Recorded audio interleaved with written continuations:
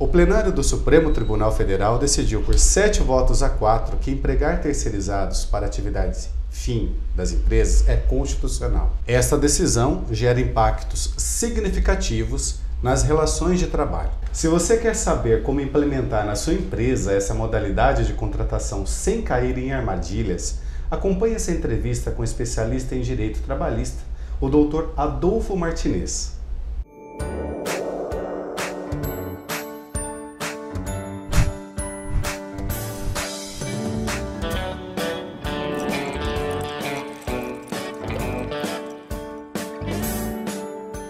Seja bem-vindo ao canal da Lumine RH. O meu convidado de hoje é o fundador da Martinez e Doria Advogados, que atua com assessoria jurídica, empresarial e atende empresas de pequeno, médio e grande porte em todo o Brasil.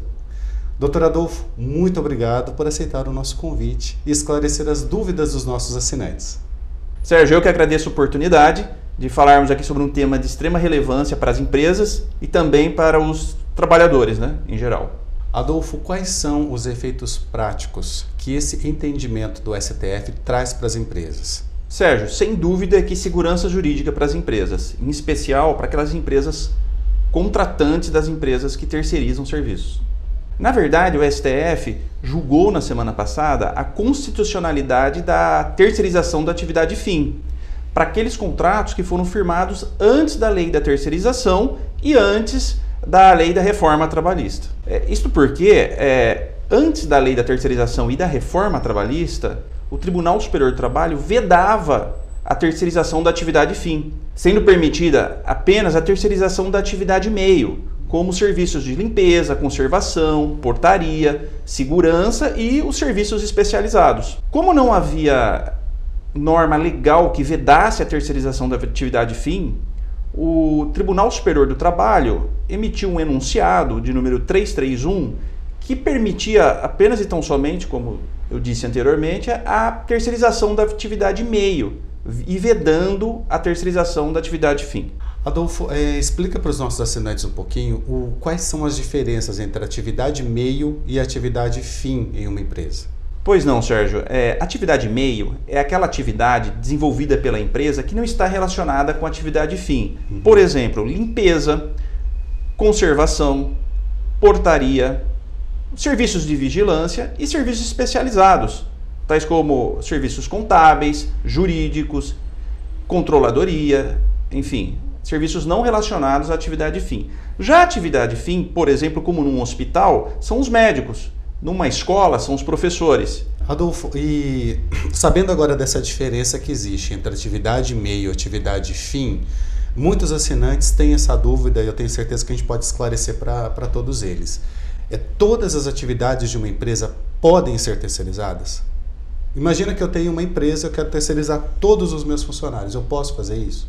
Sim, Sérgio. Atualmente é possível a terceirização tanto da atividade meio como da atividade fim. Não existe mais a vedação como havia antes da reforma trabalhista e antes da lei da terceirização. Hoje a empresa pode terceirizar 100% das suas atividades. Não existe mais vedação, 100%. Não existe. E essa mudança que está ocorrendo agora, com essa decisão do STF, ela afeta os processos que já estão em andamento ou até mesmo aqueles que já foram julgados? Sérgio, os processos que já foram julgados e que já transitaram em julgado, ou seja, aqueles processos trabalhistas onde não cabe mais recurso, eu entendo que essa nova decisão do STF não atinge. Okay. Porém, os processos que estão em andamento e que discutem a relação de trabalho firmadas antes da reforma trabalhista e antes da lei da terceirização, nestes casos, os tribunais terão que observar a decisão do STF, que considerou como lícita a terceirização da atividade fim. Nesse sentido, os tribunais e juízes de primeiro grau terão que considerar como lícita a terceirização. Adolfo, quais são os cuidados que uma empresa precisa ter para, na hora de contratar uma mão de obra terceirizada e assim evitar demandas trabalhistas? Bom, Sérgio, em primeiro lugar, sem dúvida, ela deve buscar no mercado uma empresa que detenha expertise na atividade que desenvolve, E também, por outro lado, identificar se ela tem uma boa saúde financeira para conseguir honrar com os compromissos junto aos seus trabalhadores. Sérgio, já durante a vigência do contrato de prestação de serviço, onde a empresa terceirizada foi contratada e os trabalhadores dela já estão na empresa cliente, a nossa recomendação é que essa empresa mensalmente cheque se a empresa terceirizada vem pagando os salários desses trabalhadores, se ela vem honrando com o pagamento das eventuais horas extras prestadas, se o 13º salário, se as férias estão sendo pagas e também, né, se os recolhimentos do INSS e do Fundo de Garantia também estão sendo realizados por ela. É por isso que faz parte do nosso processo o cumprimento de todas as obrigações trabalhistas dos nossos funcionários.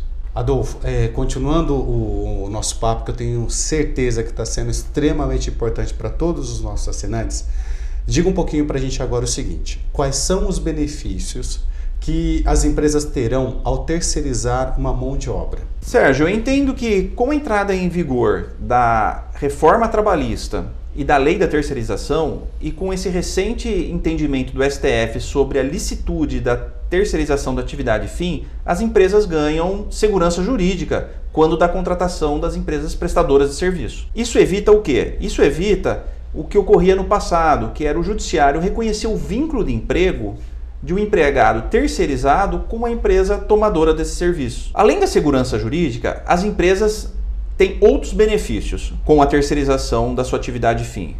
Manter o foco no seu core business, contar com especialistas em todas as etapas de operação, reduzir os custos operacionais, além do mais, priorizar os seus investimentos, né? Não mais em mão de obra própria, mas em tecnologia, por exemplo, construir parcerias produtivas e otimizar o tempo dos seus gestores.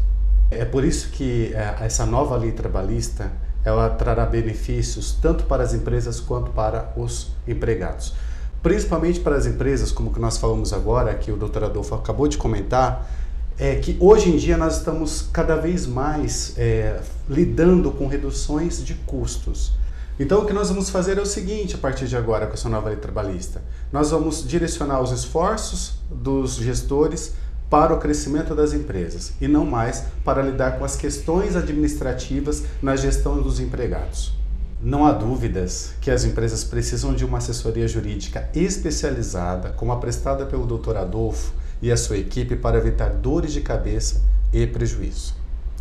Com a contratação de mão de obra também não é diferente, afinal de contas o maior ativo das empresas são as pessoas. E aqui na Lumina RH temos uma equipe multidisciplinar de especialistas para auxiliar a sua empresa na contratação de mão de obra terceirizada, temporária, além de realizarmos o recrutamento e seleção. Entre em contato conosco e agende uma visita sem compromisso e descubra como ter os melhores profissionais com os menores custos. Dr. Adolfo, obrigado sinceramente por ter esclarecido todas essas dúvidas. Eu tenho certeza que esse assunto é tão vasto e trará a possibilidade de outros vídeos sobre esse assunto. Sérgio, eu que agradeço a oportunidade de falar sobre esse tema de extrema relevância para os assinantes do seu canal. Estamos à disposição para esclarecer eventuais dúvidas que ficaram, porque o tema realmente é amplo. Vasto. Exato, é vasto e demanda, sem dúvida nenhuma, mais tempo. Eu vou deixar aqui embaixo na descrição desse vídeo os contatos do Dr. Adolfo e da sua equipe para que você possa entrar em contato diretamente com ele e esclarecer as suas dúvidas sobre essas questões que conversamos agora. Obrigado pela sua audiência e até o próximo vídeo.